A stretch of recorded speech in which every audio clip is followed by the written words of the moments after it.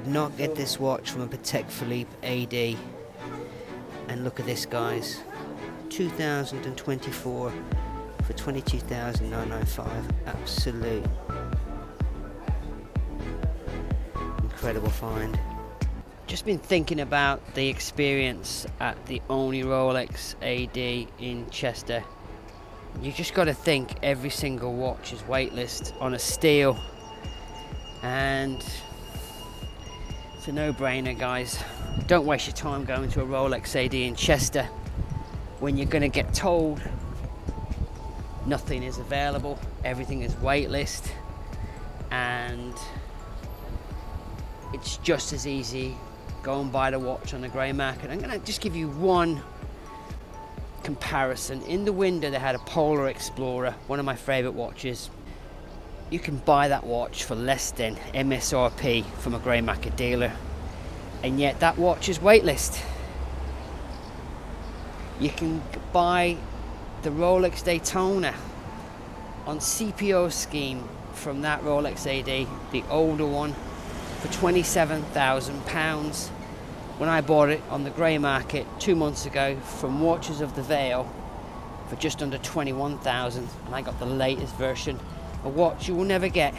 Another example, he said it's a 6-year wait for a GMT, and I guarantee you that's not without spending. Watches of the Vale, based in Cardiff, normally sells for between 11,500 and 13,000 for a brand new Rolex GMT 2025.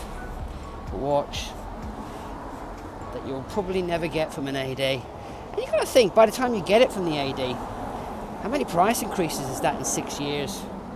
Just go to the grey market, guys. It's a no-brainer. If you don't have a relationship with an AD, it's an absolute no-brainer. This is my first time filming this grey market dealer's shop in Chester. However, I have filmed them in the past in their store at the Trafford Centre in Manchester. The guys working there are extremely friendly and extremely helpful. Some of their prices are reasonable and others are high. If you want to get a Rolex, I strongly recommend that you go and see Lee from Watches of the Vale, based in Cardiff. I did spot that all new 2025 Speedy for I think just over £5,500 on a bracelet. Looks like a bit of a bargain if you ask me. They buy and sell watches all the time. I strongly recommend, if you want to buy a watch from the grey market, you trade in some of your older watches. That's the best way to get maximum value from watches that you no longer wear. To run a shop in a shopping centre with overheads, the prices really aren't that high, guys. Some of the prices were, hey, that's a good price, and they were within £500 to £1,000 of what you would get from any other grey market dealer. Go ahead and freeze frame the video, and what you should be able to see is what the current grey market dealers are charging in the United Kingdom line of 2025. Again, I think their prices are a touch high. To be fair, probably £500 to £1,000 higher than I'd like to pay. But there are still some bargains. Skipped over it just a second ago. I might come back to it. Will he come back to it? There you go.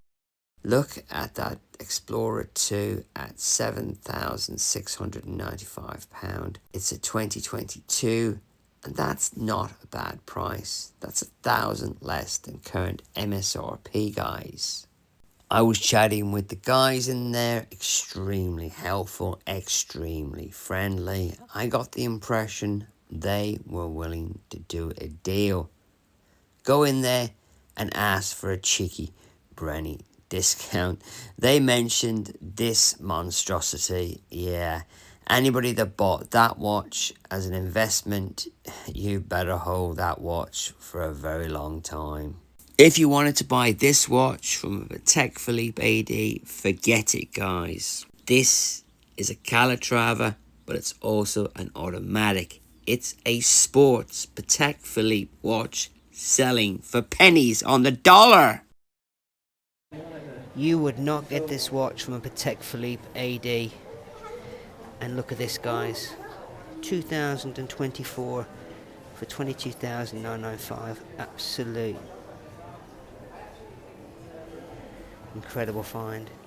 I'm just leaving Timepiece Watch Repairs the Patek Philippe that they had for 22,000 and some change. That's an incredible watch. It seems like a bargain, but it's not such a bargain, guys. Patek Philippe had massive price increases in the last year. Some watches have gone up by nearly £9,000. It's still a good deal. Whoever bought that watch probably paid 27 for it. If they can sell it there for 22 and a bit, he probably only got 19 for it if he was lucky. As Patek Philippe's go, it's probably not the best one to buy, not the wisest decision to make, but I did like that watch. I think part of the reason I liked it was it's an automatic, it's a Calatrava, and I was very tempted. From myself asking to buy the watch to go on a wait list for it, which I was told would not be possible. The blue was really sought after. I think the red as well, and I think the third choice was the yellow, but I could be wrong. If you want a Patek Philippe and you want to stand out from the crowd and you want to have a bargain, I would seriously consider getting that watch. Another watch they had was a Black Explorer 2. I caught it with my eye. I think it's £7,600. That's £1,000 less than MSRP. And they had a Speedy. I think it was a standard Speedy, but that was a good price. Was that 5.5 for a brand new Speedy? Pretty sure it's a Hesalite. Some bargains to be had in Chester, especially on the pre-owned, guys. Go pre-owned. Don't mess around with these ADs. I did some sightseeing while I was in Chester, just a little bit, and I thought I would share some of the architecture with everybody.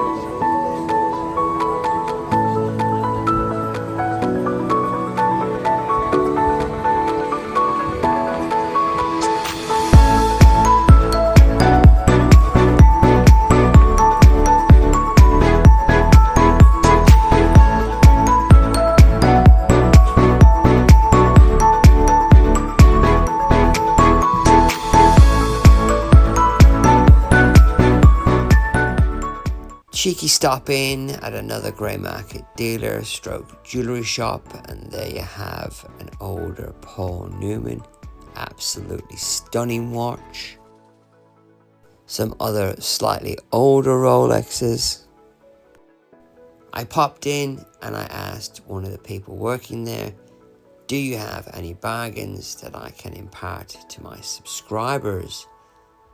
Lo and behold, that watch in the centre is a full set, but it's missing the bracelet, and he will let that watch go for £5,500.